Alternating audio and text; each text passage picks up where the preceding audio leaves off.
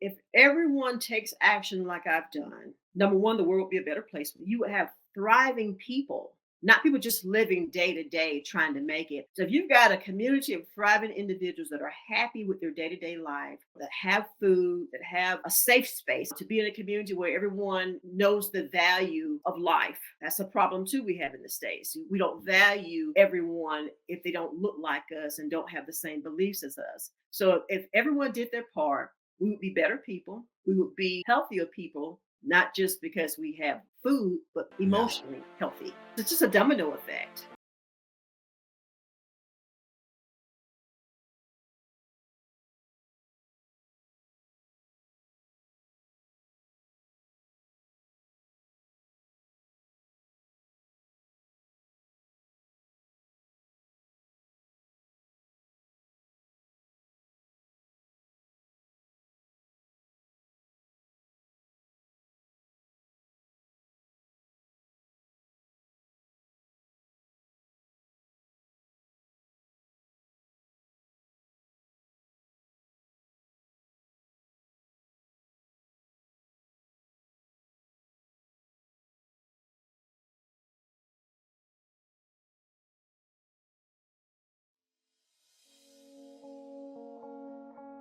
In case you missed it. I think everyone has unique potential to impact people in a very positive way. And I also believe that there is a unique set of circumstances as well as personal responsibility that comes into anyone's life when they're going out and doing something. Like, yes, I made the choice to go live a positive life and continue to learn and do the things that I do. But at the same time, if it wasn't for very fortunate circumstances that even gave me the opportunity to have that awareness to go work hard and do those things, I wouldn't be where I'm at today. The only one that can improve your situation is you. You're the only one that has control. We may have these illusions that others have control or like they're going to save us or help us or whatever until we look in the mirror and realize that that's the person that I need to fix. It's not such a linear path. Available everywhere you listen to your podcasts. Welcome back, Impact Heroes. Today we have the pleasure of speaking to our latest iSpark Change social impact hero, and she is someone you are going to want to meet.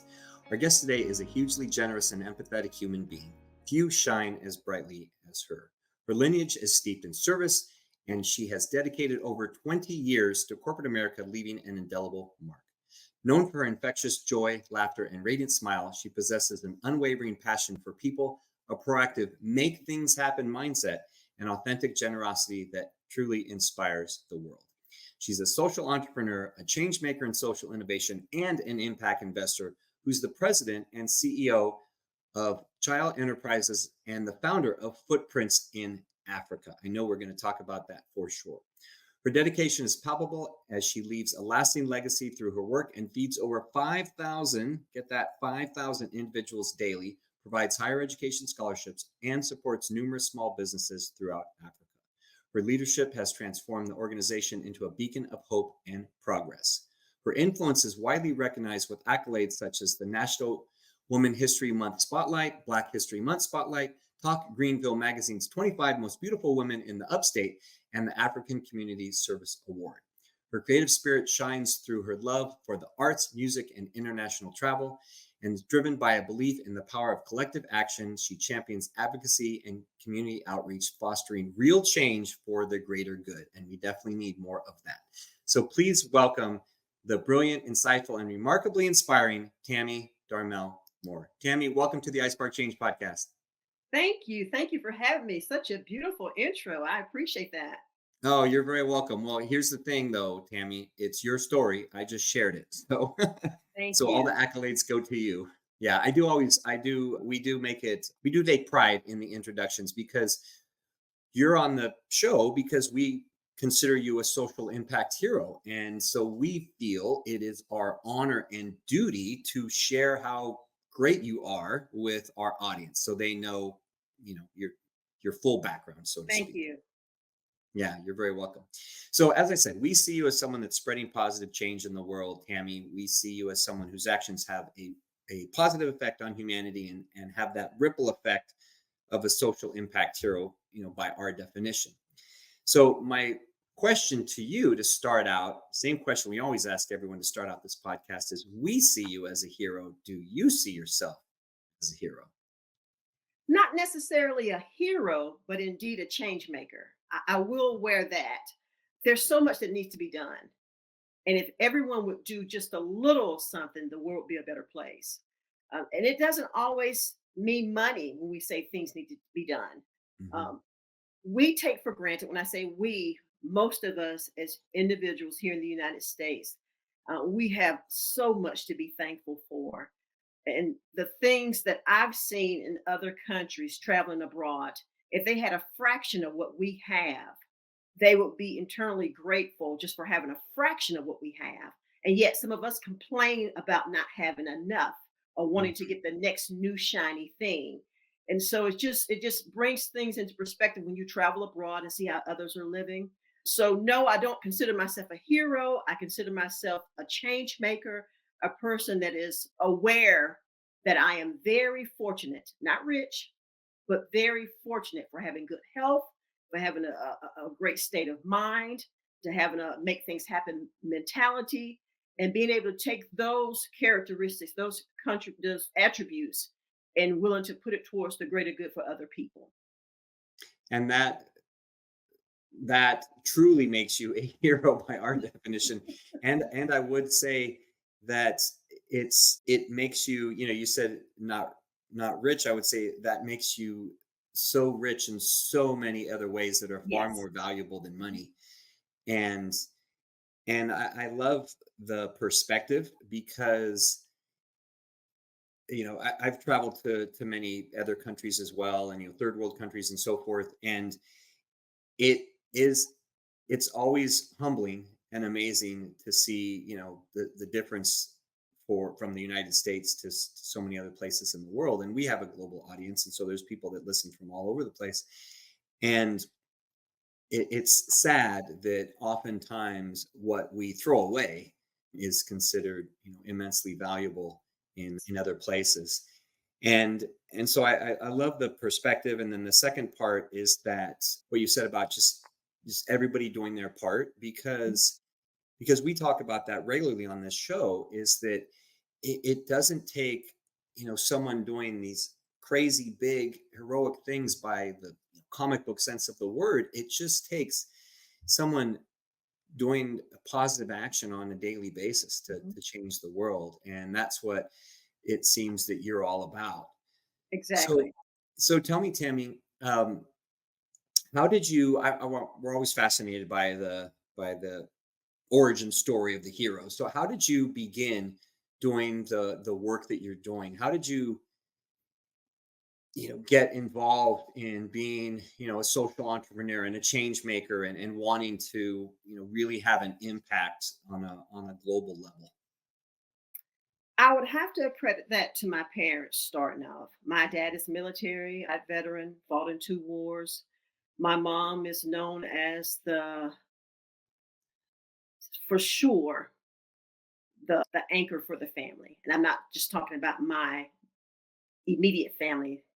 I mean, just for generations, um, those that are my age, those that come before me, those after me, everybody knows my mom. She'll take anyone in, she'll feed anyone. And so I grew up around that type of heart, I would say, just making sure those around her are good at all times, even if it means to the detriment of herself, which I have a problem with that. But I've seen it all my life. And then with my dad being military, being really gung ho about your country and your fellow man and doing what you can for other people. So as a child, I grew up seeing that. And then I have a large family. And so we're really big on getting together on Sundays and eating dinner together, and not just for holidays, just anytime. Something good could be coming on TV. It can be an award show or something that's been, advertised for months. And we all get together and bring dishes and we all eat together. So it doesn't have to be Christmas or Thanksgiving or anything like that. We're just Yeah. really big on family time. And as an adult, that was instilled in me all those years. So when I became an adult and had my children, you pass the same things down that you've learned along the way. And Hmm. so when my youngest went off to college, when he graduated, got his undergraduate degree, I said, I'm going to travel the world. I don't need any more shoes. I don't need any more purses. I've got plenty of stuff. I'm going to travel the world and see how others are living. Now, mind you, I'm a military brat. So we lived in Germany along with some other places, but that was done as a kid. So I didn't really understand the true value of seeing how other cultures live and the different religions and the foods that they eat until I became an adult and started doing adult traveling. I would say when my youngest graduated from college, undergraduate school at the time, he just got his master's in international business last month. But Very at cool. this time, Congrats. thank you. Yeah. So at this time, when he graduated, got his undergraduate degree, got a double business major, and I said, you know what? I'm going to travel the world. He's out of school. I don't need any more things. And so in less than 2 years, I went to four continents in like 28, 30 countries, less than two Wow. years. That's a Yeah, lot. a lot. So I stopped shopping. You wouldn't believe the things that you can accomplish when you stop spending money on frivolous things. Yeah, I'm And sure. so in 2019, I went to Africa for the first time, Ethiopia to be exact. Went to Ethiopia. That was the only place where I took my shoes off when I stepped off the plane because I wanted the soles of my feet to literally touch the ground. Mhm. An amazing experience. I felt like I was amongst family. And people say, well, of course you did. You're African American. No, this was on another level amongst family. Navigated towards the people in a way you would have thought we knew each other already.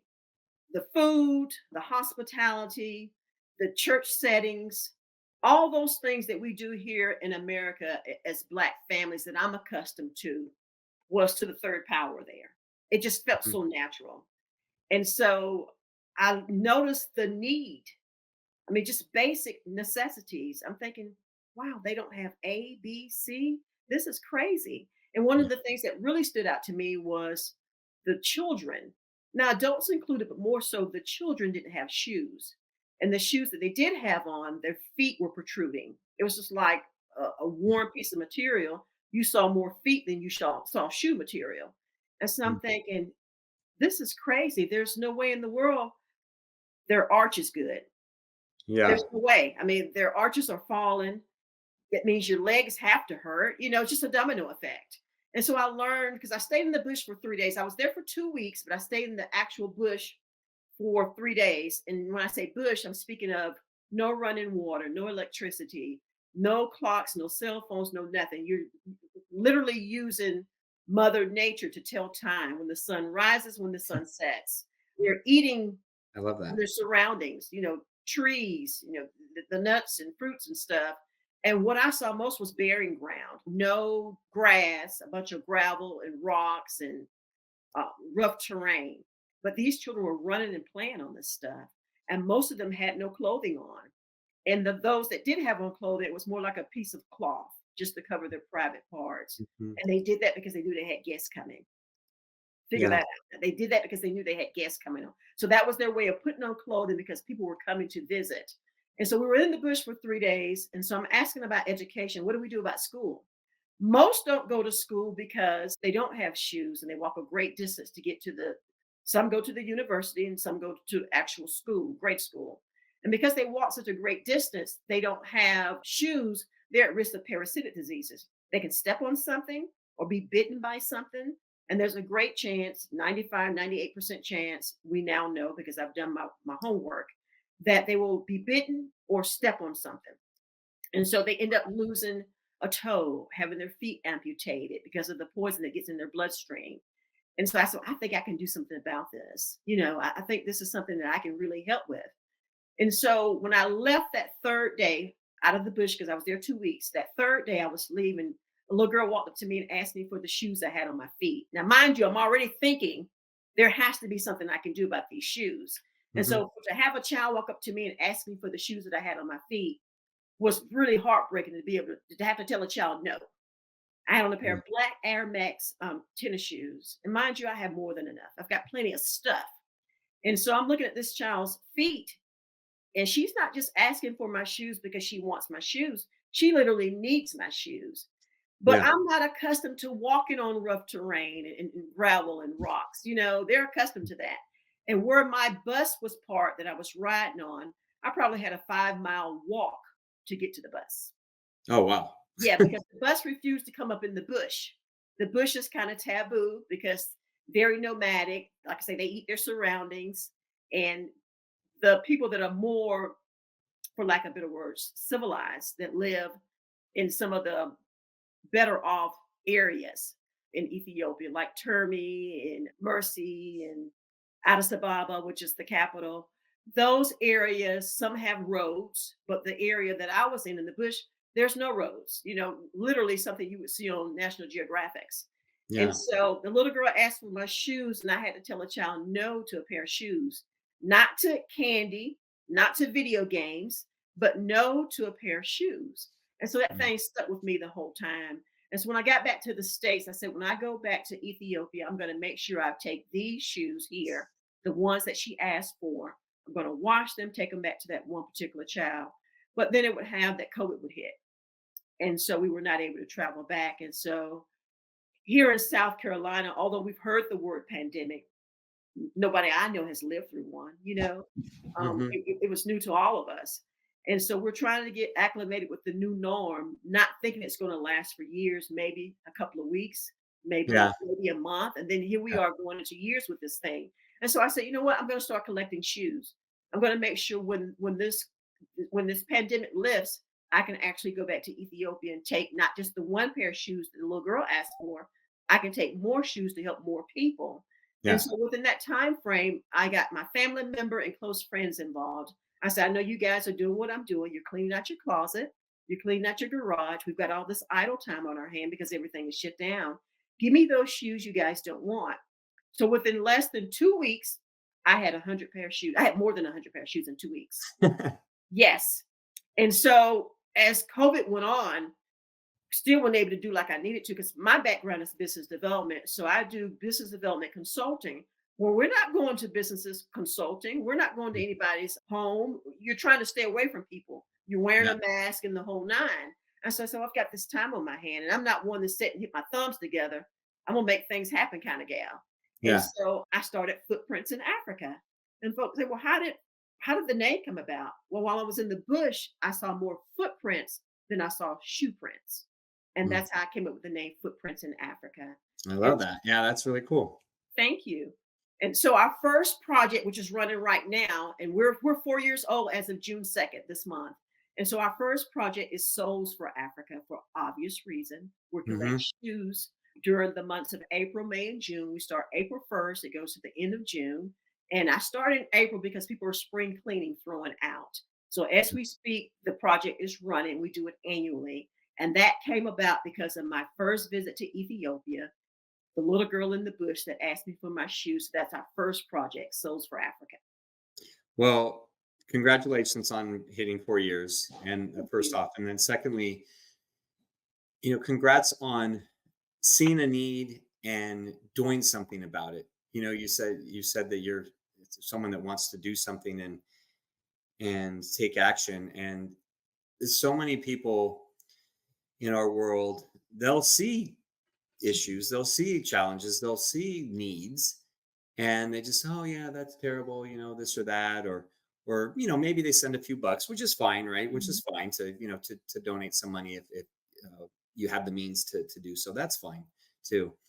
To to take it a step further and say, okay, well, I want to physically help this child, and then I'm going to create an organization, Footprints in Africa, and continue that work, and continue to grow. And I know you have different initiatives and everything, so continue to grow. I mean, that's fantastic. So Thank you. I guess to sum it up, Tammy, you'd say that that service and helping others was something that was always a part of your life from your upbringing and family Oh, yeah. and everything, and then just taking it to that next level of wanting to help others, and really make it global. So have you how has it manifested itself since then, right? Since pandemic Oh, ended, wow. travel, how is it, what yeah, give us some examples of what it's looked like since then. I just get giddy thinking about it. You asked me that, and I just started smiling. I'm blown away with the work that we've been able to do here in the States, although the work is in Africa, a different continent altogether. And then during the pandemic, because mind you, we started on the heels of COVID, and we've been working ever since this international work during the pandemic, stateside, but working in another country, another continent. So it's just, I'm in awe of the work that we've been able to do. For starters, we sponsor 12 schools in Kenya. The name of the project is called Life Gardens. So we sponsor 12 schools with a garden each. We teach the students, the school staff, how to bring forth bioagricultural crops, a great harvest. Now, mind you, I don't want to take credit for or try to take credit for teaching them how to farm. That would be insane because Africans have been harvesting the land for centuries, for a very, very long time. They can do that with their eyes closed. The problem is they don't understand the business aspect of it. They don't understand how to take their surroundings. They're rich in resources. They're very, very rich in talent. How to take those things and be in a good place where they can take care of themselves and not wait on organizations such as Footprints in Africa to come and save the day. My mindset is when you do things that makes an individual handicapped or reliant on you, you're setting them up for failure. What's the point? Yeah. And Yeah, of so course. everything that we do not only has to be impactful, because you can, it's easy to do things that are impactful when you are dealing with a country or a group of people that pretty much have very little. It's easy to make an impact. Let's just be honest about it. Hmm. Uh, but to be impactful and sustainable is the key. Yeah. That's where the real change comes into play. So we have the 12 schools in Ethiopia. Each school, we went to them because, I don't own land in Africa. We don't have the resources to know the legalities that come to with every country that we service. What is permitted here? What do you have to do, in this area? It would be too much. I'd be setting Yeah. myself up for failure. And Yeah. so what we did is we went to the schools and said, hey, you got this land. If you will allow us to use your land, we will bring forth a garden that you guys will be responsible for maintaining. We will make sure that you have a harvest.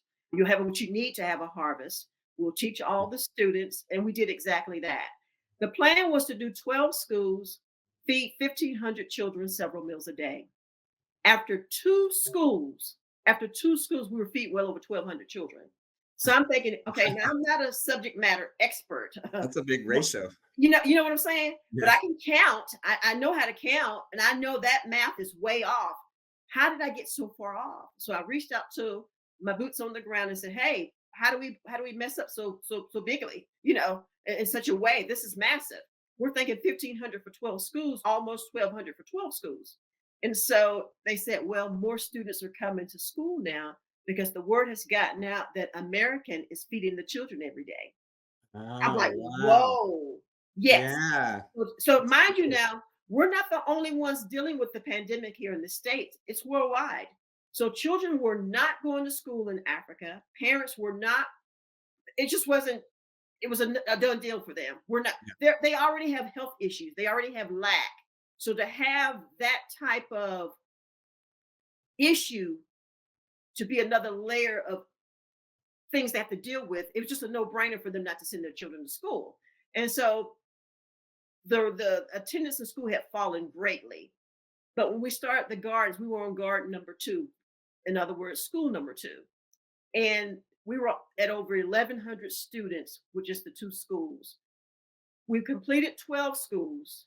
We currently feed over 5,000 children several meals a day. So we didn't double our numbers. We more than tripled our numbers Yeah. attendance wise.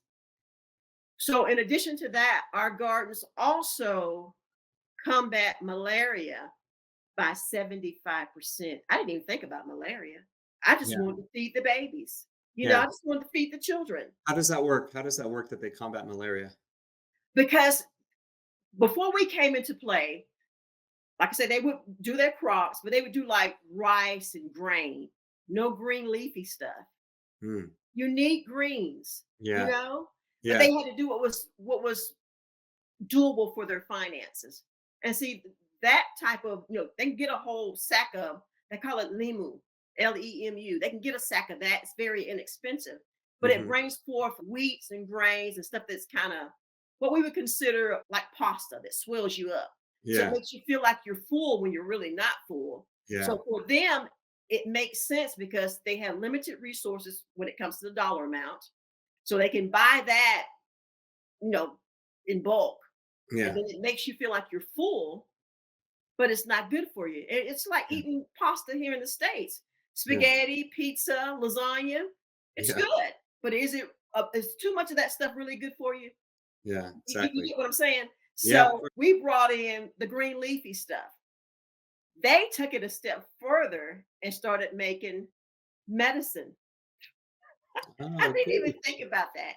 They started making medicine. Now, mind you, they were already making medicine, but because of the greens, and it's a special name to the leaves they use for medicine, but because it's limited and there's so many people throughout the different tribal communities, you can't use that every day like it's, Yeah. infinite. You have Yeah. to You use just it. increase access. You increase Yes, accessibility. yes, and you have to have a certain level of sickness before they will even share it with you Yeah. because it's so valuable that you can't have a cough or a runny nose and think you're going to get some of that. Yeah. But now that we have the crops there, we have the farming there, 12 throughout the community, within the school systems, medicine it's a plethora. So now malaria That's has really cool. increased.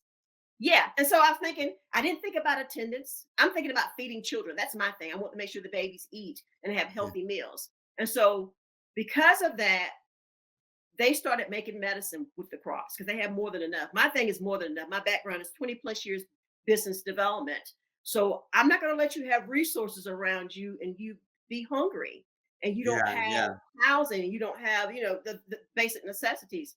So now because the gardens are on the property of the schools, us, Footprints in Africa, we don't pay for land. We don't pay taxes or anything. The schools donate the land. They still own it. We go in, we do the training for the gardens. We teach them. They've all earned a certification in bioagriculture, which we've given them. We pay for all 5,000 plus students to have that training.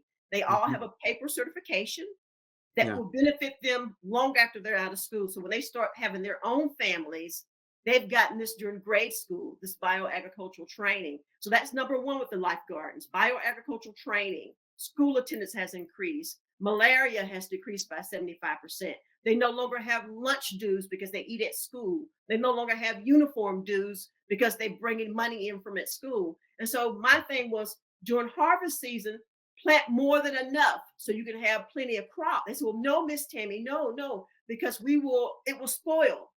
And they're right, it will spoil. So they've been so conditioned to not spend more than what they need to spend, not use more than what they need to use, even when it comes to medicine. Yeah. You get what I'm saying? So I Yeah. said, well, yeah, you're right. It will spoil. But the key is you have tourists coming through here all the time. You have people coming here for business trips that stand for extended period of time. Sell the overflow. Yeah. Plant more than enough, sell the overflow. And so now we don't have school dues. Now we don't have uniform fees. I absolutely love this project. So we I get it's entrepreneurship. fantastic. We get entrepreneurship. First of all, we're feeding the babies. We Yeah. get entrepreneurship. We get decrease in malaria. We get no uniform dues. We get no school fees. And now that the children are excited to come to school, school attendance has increased. Guess what has happened? Our project, the mindset, how we go about doing things, all throughout the village, they're doing box gardens, equivalent to what we do at school, and they're Oh, putting them in smaller their windows. versions. Yeah. Yeah. And now Really, they're putting really them in their cool. windowsill. And folks say, I, well, why didn't you start in the communities at first? Well, think about it. Adults are harder to train to learn something new. They've been doing it for yeah. generations. They don't want to hear it. So you teach a child something, they go home excited, gung ho about school, telling their parents about it. Now you have the attention of the parents.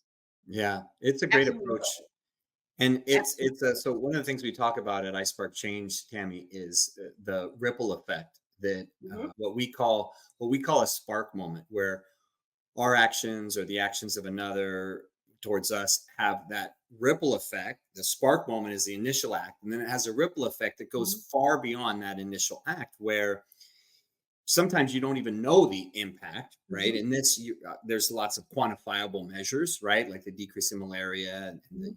the costs and everything. There's probably far more impact, greater impact on people that you don't even see that will be seen for generations. So that's that ripple effect, like a pebble in a pond. And so every time I hear those examples, it with you, just brings a smile on my face because I'm like that's such a beautiful example of it just takes one small action, right? It was one small action of you wanting to, bring that little girl some shoes, and then saying, "Oh, let's bring more shoes, and then let's do this," and all that has spiraled into everything that you're creating. So that's fantastic. So share. I know it's on your website, but share what you feel your purpose is at your mission, your purpose right now. I believe, truly believe, that my purpose is to take my skill sets, my experiences that I've cultivated in life in general, and it plus in corporate America, and do my part to make the world a better place. Period. My background is 20 plus years business development. I've served on every board you can think of in the States: United Way, United Ministry, Meals on Wheels, American Cancer Society for the Southeast region for almost 10 years. So I'm really big on helping others. Even when I was working a regular job during the day, I made sure that I served on executive boards and I was giving back in one way or another. And it all goes back to me seeing that growing up as a child, Yeah. with Yeah. my mom and then my dad being military, and just being mindful that there are many others in worse shape than you're in. And you have no reason to really witch and whine about anything when you know that there's group of people, a greater group of people that are in worse shape than you are, and will be more than happy to trade places with you at any given minute. Yeah, and that's fantastic because I agree 100%, Tammy, is that I think that's all of our duty is to take Mhm. what we've learned in our journey and use it in the service of others. And that's why I created I Spark Change and our community and this podcast and our upcoming social impact social media platform is to I've been blessed. I've learned a lot of things in my journey, and why not share them with others Yes. and And share. bless you for giving people such as myself a platform to actually get our story out, because the work that we do, although we would do it without any awards or accolades, because you have to have this in you to do this type of work. There's just no Mhm. way around it. With that said, I would do the work regardless. But Yep. it's individuals such as yourself that gives us the platform to get the word out, to get the help, to get the support that we need. So thank you for that. It's Yeah, much you're needed. very welcome. Yeah, you're very welcome. And I know 100% that you would do it without anyone ever knowing about it and be perfectly content in all the lives that you're changing.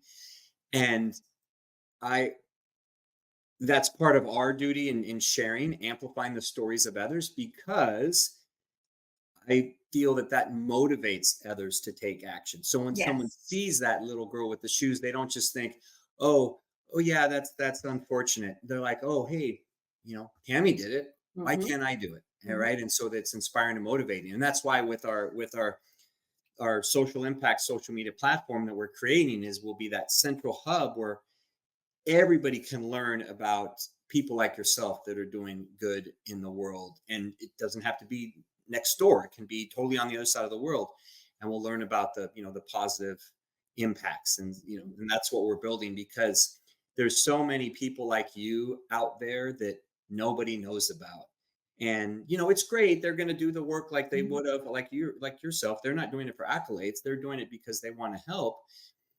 I think that there's so much negativity in the media and online, and there's so much love and positivity out there that goes unnoticed every day. Yeah. And so that's why we want to share it with other people, and share their stories on this, And I'm glad you made mention of that, because our tagline here at Footprints in Africa is going the distance, which means it doesn't necessarily have to be your calling, your purpose to do the work. But if you see what we're doing has value, and you can see where you don't mind sowing a seed into us, whether it be given a tangible item, with meaning shoes or clothing or whatever the case may be, or giving a Mhm. monetary donation. So people say, I'll never go to Africa. That's not my thing, but I like what you're doing. We are committed to going the distance. We simply ask that you support us along the way. Yeah. I'll do the traveling. I'll do the heavy lifting. I'll do all of that. But in any capacity you see where you can lend a helping hand, I'm willing to go the distance. I just ask that you support us along the way. Yeah, and thank you for that. And we're, we'll do our part to support you and share your work. So, two quick questions before we wrap up here, because I mentioned spark moments are a big part of I Spark Change, and they're a big part of our lives, where our actions have a ripple effect. So you shared an example of a spark moment already without even Mhm. knowing it, that how that impact that you've had, with the life gardens and everything. Mhm. So share an example, possibly, Tammy, of a spark moment where someone impacted you. I know you said your mother, you grew up, but maybe one act that you saw someone. I mean, I guess that little girl with the shoes is an impact of a spark moment, but example of a spark moment where someone impacted you, and that inspired you or motivated you, or even the other way around, where you had an impact on someone else. I've had so many. Staying in the frame of footprints in Africa, during my travels across the motherland, I've seen what I consider business owners. They don't look at themselves as business owners, but the artisans, the craftsmen, the skilled craftsmen, those that have traditional skill sets that have been passed down for countless generations. I've seen them make things right before my eyes. And whether you're buying something or not, they'll gift you something, they'll give you something in hopes that you will indeed buy from them. And that's Mhm. their way of looking at it early on, like, well, maybe she wouldn't naturally buy, but if I give her a bracelet, which two of the bracelets I have on today were given to me from Mhm. Senegal in the Gambia. And so if I give her a bracelet, maybe she'll buy something. Well, that's what I did. So that I would have bought something anyway, but I was more so moved to buy stuff. And so I'm one of those folks, I can take a little something and make something happen. It's Mhm. in my DNA. I can take a Yeah, I little can tell. something and make something happen. Yeah. And so with that being done at that time, I turned around and bought stuff from them to support their what I call small business owners. They don't look at themselves as well, they didn't. We're 4 years in now, so they now know they're business owner and they Mhm. should be paid for their skills. You have skill sets that can't be duplicated. And so Yeah. I took that frame of mind, them gifting me while I was there, and I bought stuff. And so when I came back to the States, starting the organization, because that wasn't the plan when I was buying the stuff. When I start the organization and we started to get legs and we could go back outside because the what do you call it? Where they had us in the inside for COVID. My mind just went blank. We could go back out, so we weren't in the house anymore. Yeah. And so I started just to get Working. the word out. I started giving away small tokens of items that I'd gotten while in the motherland, showing the skill craftsmanship and such. Fast forward to today, we now have an online marketplace called Alki Bulon, Footprints in Africa's Cultural Emporium. We buy directly from the locals. Everything is handmade with the exception of our t-shirts and caps and things like that, with the exception would be our brand items. So everything else is handmade, handcrafted in Africa. I source them myself. I can guarantee you everything is handmade, everything is authentic, made by an African. Right now on our online website, we have over 2,000 products in our store. We Wow. sell, yes, we Wow. sell, turn a profit. We buy directly from the locals. And it goes back to me saying that anything we do, it has to be more than just impactful. It also has to be sustainable. So we buy from the locals so they don't feel like we're just giving out bottles of water and we're leaving them thirsty once we leave. So we put Yeah. them in a position where they can provide for themselves, they can provide for their families. We buy from them, they turn around and feed themselves, pay for their own education or whatever the case may be, housing, food, clothing. We bring the items back to the States. Now, mind you, we pay them a fair wage. We don't try to haggle and cheat them or anything like that. That would defeat the Mhm. purpose of us doing the work. So we pay them a fair wage. We bring the items back here to the States. We sell them at vending events, during festivals, on our website for a profit. Let's be very clear. Otherwise, it makes no sense to do it. We sell the Yeah. stuff for a profit. We take the profit and sew back into our programs and projects. Like my earrings are from Kenya. It's shaped like Africa. We call them Yeah. the Cool. motherland. I don't know if you can see them. We call them Yeah. the Yeah. Very motherland. cool. Lightweight, made in Kenya, hammered brass. We sell them on the site. My bracelets I just showed you, one from Gambia, two from Senegal. I could go on and on about the different things we have: chess sets, sculptures, masks, clothing. We take those items, sell them for a profit, so back into our programs and projects. One of the projects being a legacy scholarship. We pay for a young man's education in the Gambia. He's in his third year of schooling. Mind you, Nice. we're just 4 years old. We do micro business loans, no interest at all. People say that's the bad idea. You're in Greenville, South Carolina. They're in Africa. They're not going to pay you. We haven't had anybody default yet. Wow. We take that money that they pay us back, no interest. We sow that money back into another small business owner. We just keep recycling those funds. Yeah. Now, my background being business development, I've got sense enough to know that you can't give money and not have accountability. So we have partners on the ground that they check in with just to make Mhm. sure they're doing like they're supposed to be doing with the funds that we give them. And so Yeah. it's not like we give money and then we pray that they give the money back. That's not the case Yeah. at all. And so with doing that, we have global partners because Yeah. we work throughout the entire African continent, all 54 countries. The goal is to have products in all 54 countries on our website. Right now, we have I think we have 38, 40 countries that we represent on the site. So the goal is to have something from every country, and we're almost there. So with the micro business loans, the marketplace, Alkibulon, where we sell authentic African items, we do the legacy scholarship. We do Souls for Africa, the shoes, which is our original project. We do the life gardens. There's so many different things that we've done, mind you, starting with the pandemic. And Starting so with the we, pandemic. yeah. And starting with, you're just seeing some people selling their wares from past And then generations. the thing was to go to Africa, a personal trip, just to travel. I've got this way of celebrating. My last child is done with college. I'm going to take me a Yeah. trip. I didn't Yeah. know that I'd be starting an international organization. Yeah, what a beautiful example of a spark moment. I love it, the yeah, just numerous ripple effects. So thank you very much for sharing all of those.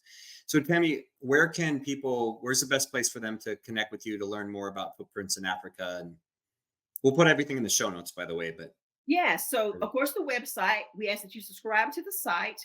In doing so, you'll get, email newsletters. Now, we don't inundate you with a bunch of stuff because nobody wants to get a bunch of junk email because after a while it starts to come across as junk. When you get yeah, something all the time, although it's valuable information, if you inundate folks with the same thing over and over again, it now comes across as junk. So we don't do that. But if you subscribe to our website, we'll keep you up to date as to what we have going on. Follow us on social media, which on social media, it's bigger than us just being on social media. We use those platforms, because we're on LinkedIn, Facebook, Instagram, and Twitter. We use those platforms to educate.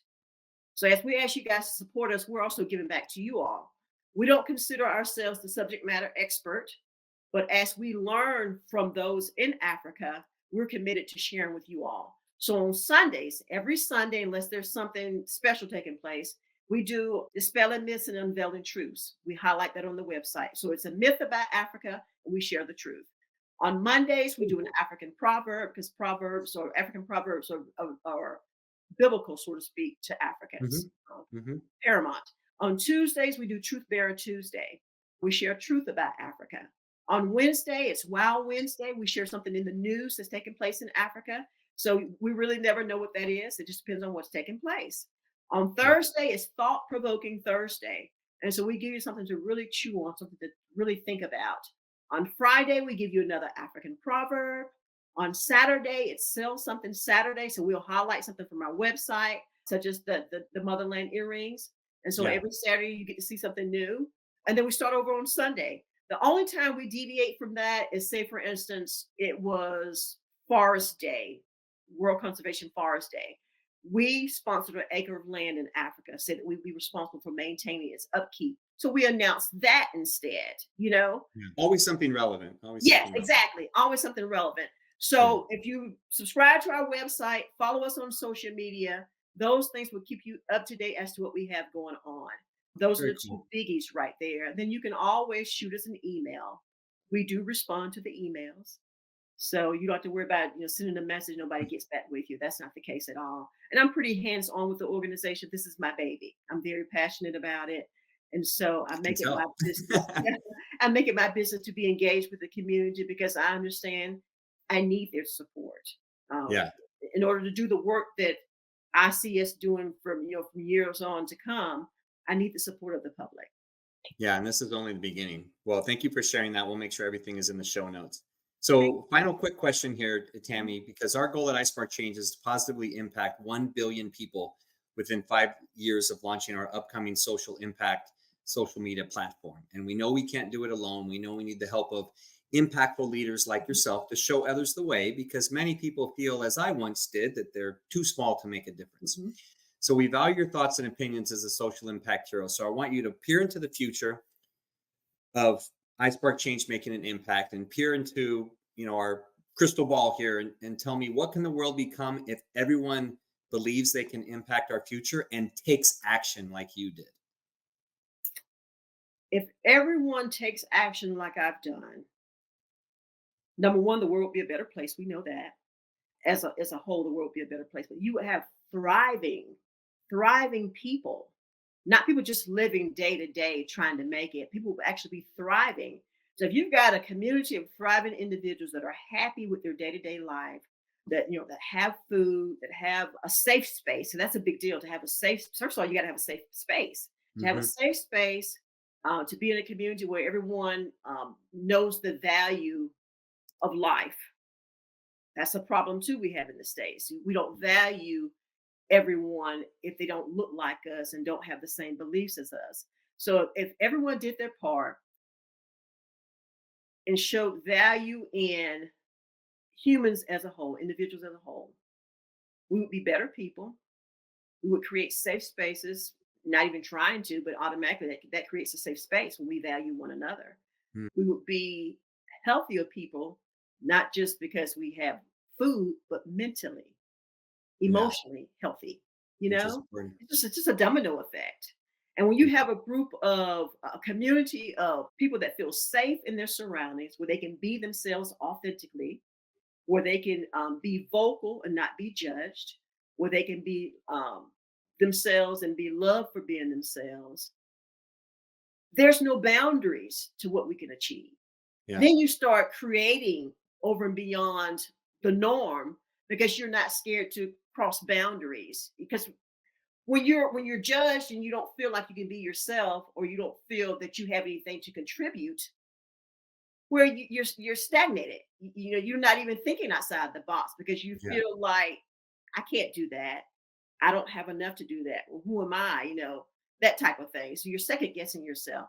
So to be able to come to the table wholeheartedly as your authentic self, to be accepted, to be able to think outside the box, to be healthy mentally, physically, and spiritually, we're thriving as a group of people. yeah, yeah. The sky's the limit, so to Yeah. speak. Well, fantastic. Well, a beautiful world that would be. So, thank you for taking time to share your heart and wisdom with our audience, Tammy. You came in, you over delivered as I expected you would. Your desire to Thank be you. impactful is evident, and you're filled with passion, determination, and you lead with a heart of service, which tells me you're going to continue to Oh, have success in all facets of life. And this is only the beginning of your social impact. thank you so much. I truly appreciate you. Likewise. All right, Impact Heroes, that there are stories that connect us all, and we loved hearing Tammy's today. Tammy Darmel Moore, you're not only an inspiring and amazing human being, you truly are an iSpark Change social impact hero. We'll see you all next time.